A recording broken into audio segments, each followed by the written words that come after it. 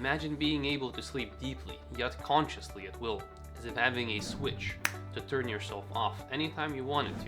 I never thought that was possible until I stumbled upon this ancient technique devised by the yogis.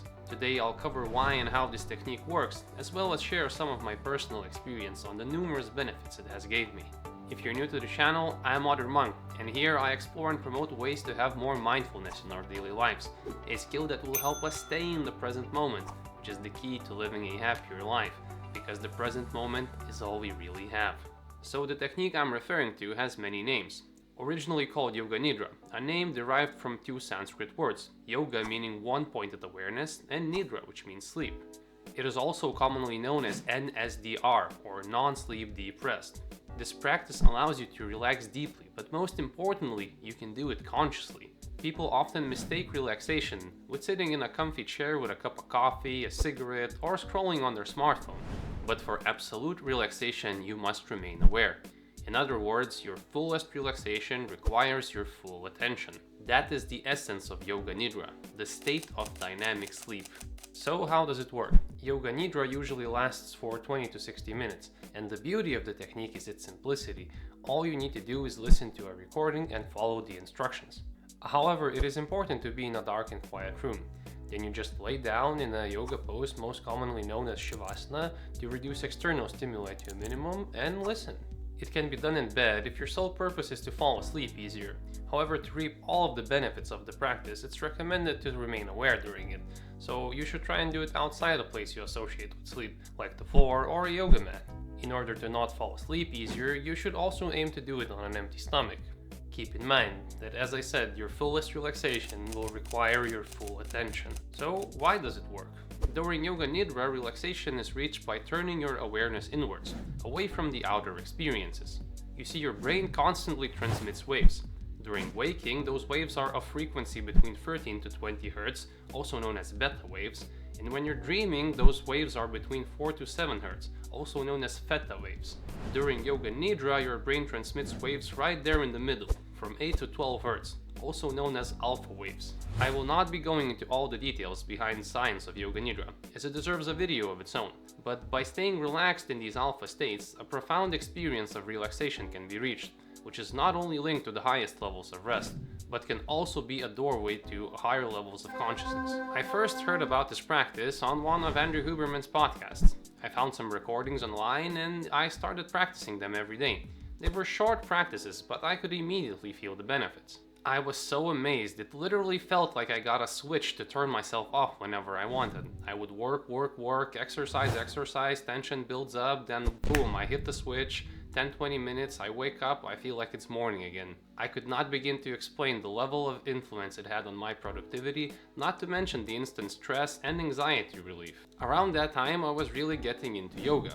But not just the yoga that we know as a fitness exercise these days.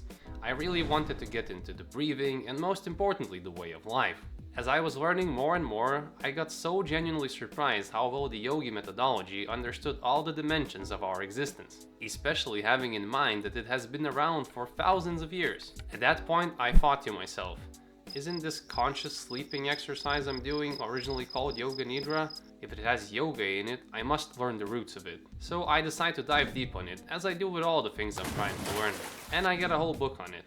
As I'm reading it, one of the first things that catches my eye is that the author claims that there were yogis who could replace several hours of conventional sleep with this technique. A small side note, since I'm very big on research and science-based facts, this one had no scientific basis whatsoever.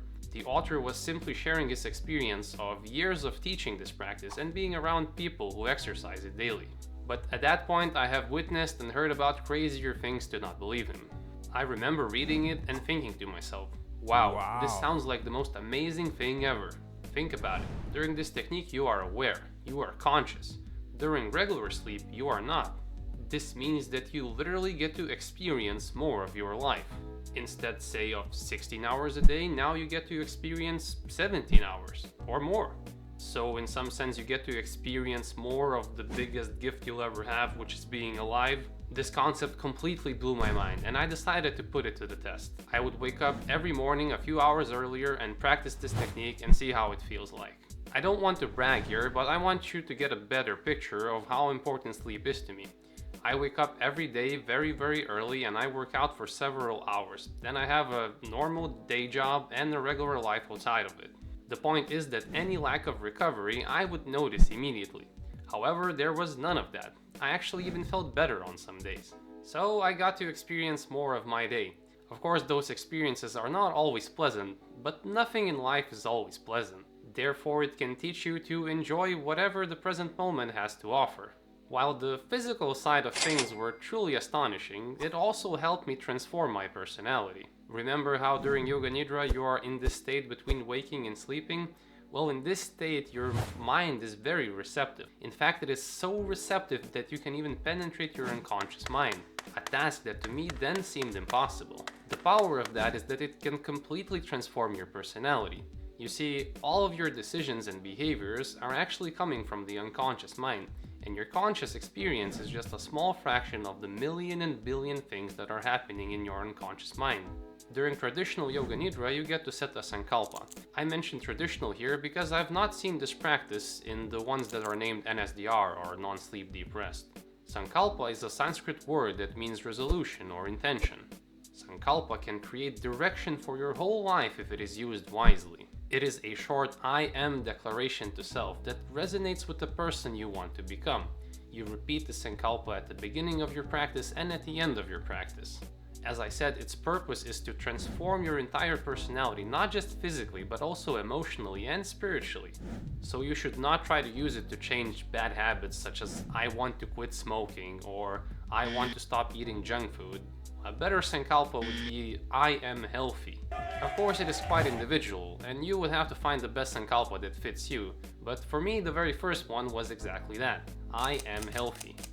If you were to think of an intention that would change your entire being, what would it be? Let me know in the comment section. I would love to read all about it. As I repeated that sankalpa in every practice, it kept ringing in my head. As I am buying groceries and I look at the old junk food I used to eat, I am healthy. I am healthy. Right, I am. I won't buy that. As I'm deciding whether to drink that second or third beer, I am healthy. I am healthy. I had been going to the gym for quite a while, but I was quite ignorant on the overall functioning of my body. As this I am healthy thing kept engraving into my psyche, my whole sports routine shifted towards feeling good and feeling healthy, rather than trying to fulfill my long-lived insecurities about looking a certain way. And there were many other examples, but the point is that it little by little turned me into a healthier person, whatever that meant for me. And if you do this practice wholeheartedly and consistently, it can change you into the person you want to be as well. So I'm little by little transforming myself into a healthier person. I'm laying on my mat every single day, and some days I find myself on the verge of crying. I can in all honesty say that those few months where I practiced them intensely every morning felt like several years of much needed emotional therapy for me. This is because there is a section dedicated to feeling your emotions in Yoga Nidra. These can be external, such as heat and cold, or internal, such as sadness and anger and joy and happiness. As I hear the word sadness, I vividly go back to the moments of my life that has left deep scars. And vice versa, when I hear happiness or joy, I go back to moments that resonate with that. These sensations that you can feel during Yoga Nidra are actually not just memories. When you are advanced enough, you can remember them so vividly as if being there again, even to the extent of feeling shivering, sweating, and various other sensations. Imagine hearing some beautiful music you like.